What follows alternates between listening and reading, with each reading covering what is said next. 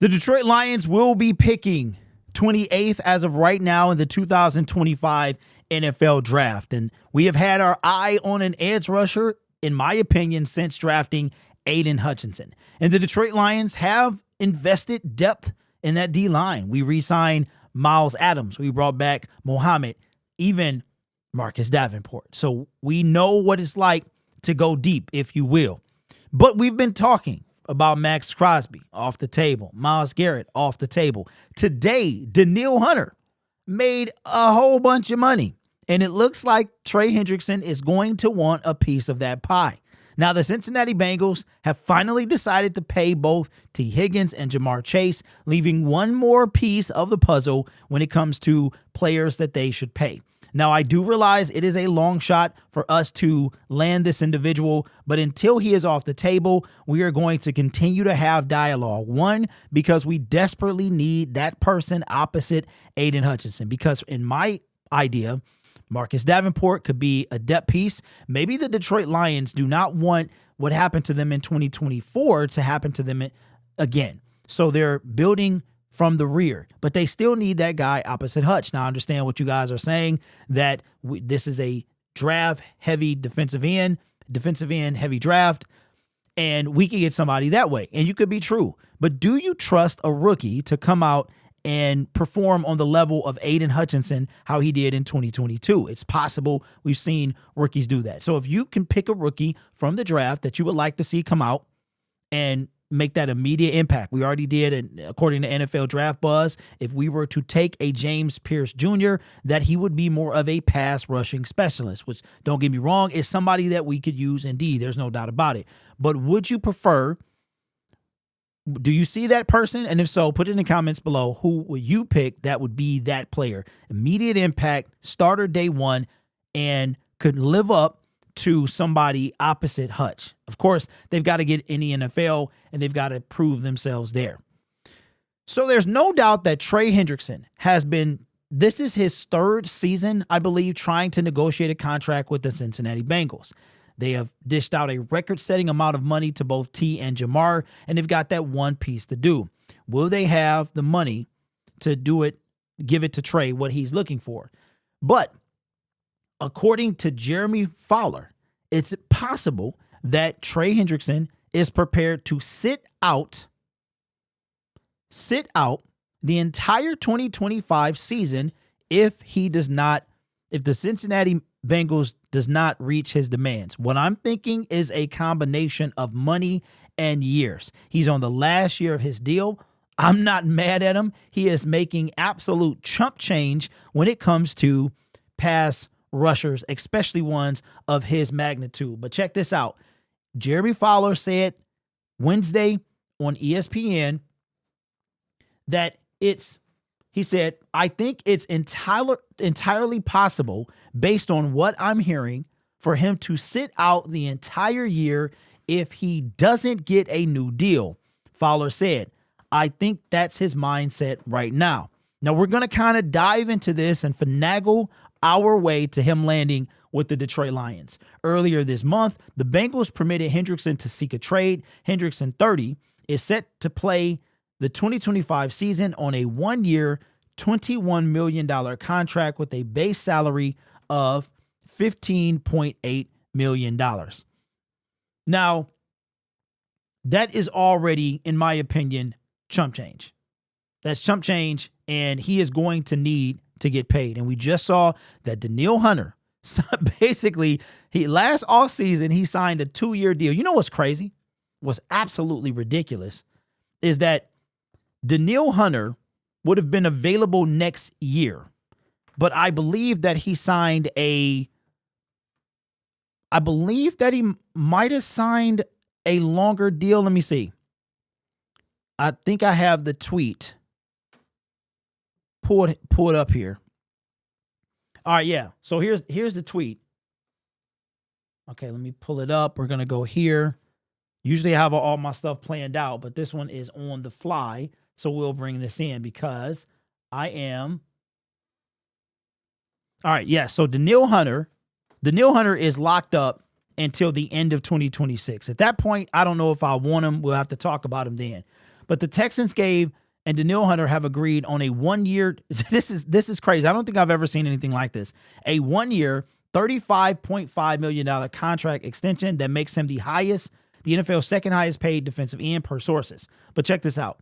He will earn $32 million this season, which is a raise of $12.5 million and $55 million in 55.1 with 54.1 fully guaranteed over the next 2 seasons. So essentially, he wind up being with the Texans for 3 years. Remember, he signed a 2-year deal. So I think that when it comes to Trey, that Trey is going to wind up probably getting somewhere around there.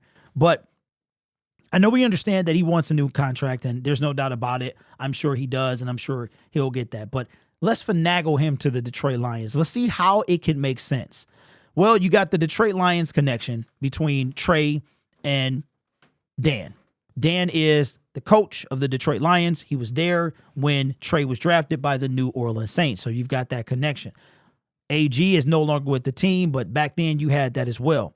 We don't necessarily know what Trey's looking for. I would assume, based on his production, especially over the last 2 years, that he is looking for a very similar deal. Then you're coming off Danielle Hunter, which is making it even worse. So let's just say that Trey is going to probably get a $15 million increase at least. So if you're the Detroit Lions, is it a way that you could bring Trey here and still manage to sign all the guys that you want to sign? I believe you could. I think the salary cap is a joke and a myth. I really believe that because of what I've seen. There are people the Saints at one point were $100 million over the salary cap. Now, they also haven't been good in a long time either. But if that was that one person that we could sign, I think that we could get it done. But if you're looking at Trey's perspective, what do? Is it similar to Myles Garrett? Because from what I can remember, I don't think Myles is getting any additional monies for the next 2 years. It's when that contract kicks in for the next season, the next 2 seasons. So he still have 2 seasons under his current contract, then an additional 4 after that. And that's when I believe the new money kicks in. So how could the Detroit Lions do it? Could they lure him with the promises of winning, that connection between Dan Campbell and himself, with the right amount of money and the right amount of years? Could they do something where they say, okay, Trey, you come here, we'll give you your new money or your contract, but it'll be in new money next year. Now, there's a lot of dancing and swimming that the Detroit Lions have to do. I'm not going to lie. It probably is a delicate dance, especially when you have people like Jameson Williams. You got to decide what you want to do with him. You have people like, of course, Hutch. We expect Hutch to be done very soon. Kirby Joseph is in the beginning stages of his contract negotiations. You've got Sam Laporta. You've got Brian Branch. You are going to have Jahmyr Gibbs. Jahmyr Gibbs is going to be one of the highest, in my opinion, the highest paid running back in the National Football League when it is time for him to get a contract, assuming he stays healthy. That's what I believe. But let's think about it. After that 2023 draft, there's no one, and I do mean no one, sorry, Terrion Arnold, right now that is going to be paid any lucrative deal in the next couple of years. And of course, they're not even eligible for an extension until 2 seasons from now. So I believe with the right type of coaxing and stuff like that, that the Detroit Lions could possibly bring Trey Hendrickson to Detroit. Again, yes, you're not going to have to pay a rookie. We already know that. By the time that rookie gets paid, Trey will no longer be on our team. That's probably the case. That rookie could be insurance for the future, and Trey could be for the now, unless the Detroit Lions have that much faith in this defensive line draft class that they just leapfrog Trey. I think if you send the right team on the right plane and you offer him the right kind of, you make the right pitch, that he will come to Detroit. And I'm not saying he takes a hometown discount. The discount needs to be right, meaning the deal needs to be right. All right. I'm not in the money like that. I don't know what they're working with and how they're going to do the contract and all that stuff. Then you have the subject of trade capital. I believe the longer Trey holds out, the less his value decreases. His value will decrease less and less and less. That was actually the opposite. So his value would decrease, in my opinion, less. It's very similar. If you guys remember, Le'Veon Bell. I don't think Trey wants to sit out. I think he will keep your eye on Hassan Reddick and that whole situation, how that played out. I believe that Trey will boss up, very similar to Hassan. He is tired of dealing with the Cincinnati Bengals. If he gets, you look at Detroit as a culture, you look at what he already knows about Dan. If you get the contract and the money right, you're good to go. So would you say, hey, Trey, we'll rework it. We'll give you some bread for this year. We'll take care of you over the next 2 years. So you get essentially a 3-year deal. Do you sign Trey Hendrickson to essentially 2 years, $70 million while trying to extend Kirby Joseph, Aiden Hutchinson? That's going to already be done. Brian Branch eventually, Sam Laporta. I'm not quite worried about Jahmyr Gibbs yet because Jahmyr Gibbs has 2 more years to go before he has 1 year to go before he's eligible for an extension.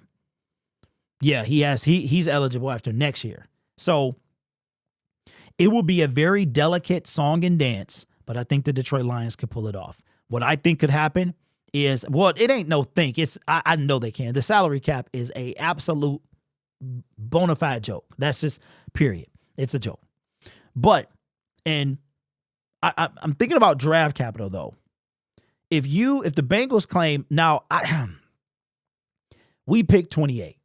Brad is known to draft up. So let's say that we pick in 28, and there's a guy that we really, really want, but we think that he would be there past 28. Maybe we can go early into the second round. Maybe we can go at pick 40.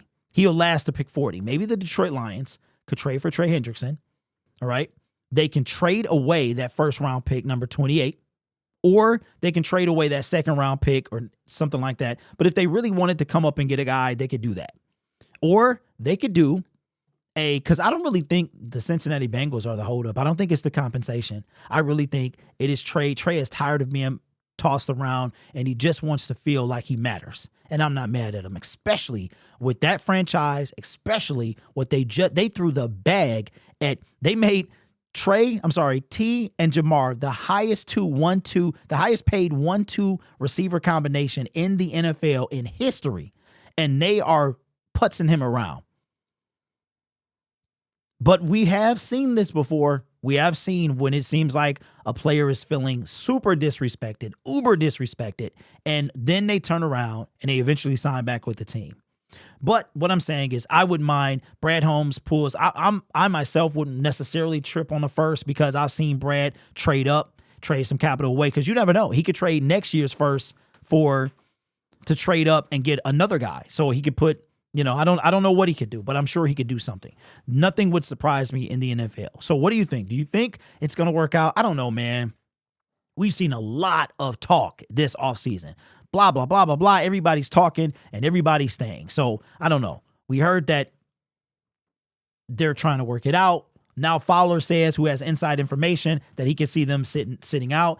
So we don't know. We don't know if they're close, if they're far, have no idea. We could get a video tomorrow, an alert tomorrow saying that they agreed on this massive deal. So we shall see. But let me know your thoughts, man. I'm willing to take a risk. I really am. Because you will always have that window to draft a first round pick for a bargain price. There's no doubt that will never go away. So you'll get your Will Andersons, your Aiden Hutchinsons. You can always get a guy in the first round that will be a bargain no matter where he's drafted.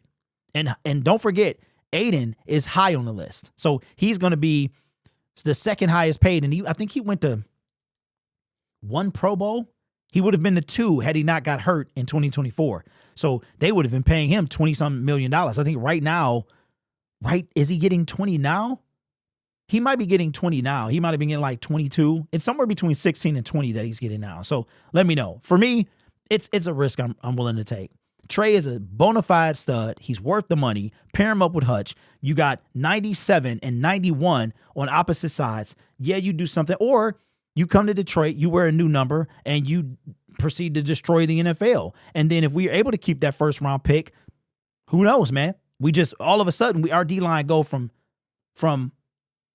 whack to stacked. You know what I'm saying? So I don't know. We'll see. It's highly unlikely, but talk about pulling something off, a rabbit out of a hat. But let me know what y'all think in the comments below. This channel is made possible by viewers, subscribers, and members just like you. It's because of your support I get to do what I do. You could be anywhere else on YouTube, but you choose to rock with me. Listen, I want you guys to check your community tab, and we'll probably be doing it live reactions or live. I'll bring it in live as well. I'm trying to see what you guys are feeling as far as merchandise. Okay, so go check your community tab, and in your community tab there will be some polls that you can kind of vote on and tell me. It'll give me a good idea of people, what you guys are interested in. Okay, you guys are awesome. Take care of yourself and each other, and as always, go Lions. Also, subscribe to the channel, man, because at 30K we giving the Villain Lion away. It's literally been sitting in my possession for 10,000 subscribers. We were supposed to give that away at 20K.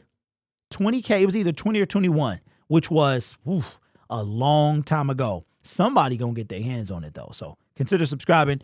Let's get to, I know we got to get to 30, but let's see if we can get to 29.7 in the near future. Thank you guys.